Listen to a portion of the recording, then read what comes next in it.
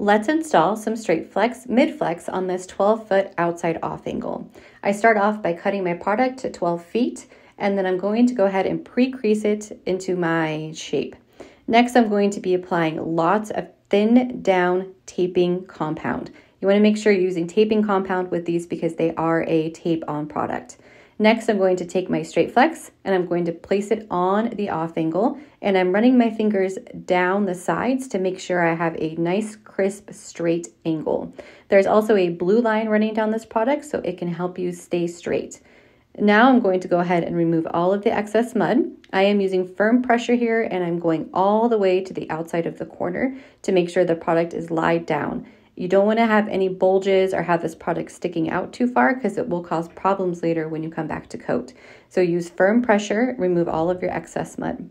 Next, I'm going to take just the corner of my knife and I'm going to wipe only the tape edge of the product. I'm not going all the way to the corner this time, I'm just wiping the tape edge. And this makes sure that everything lies down flat, there's no wrinkles, and that I have a nice surface to tape over. And here it is, all installed.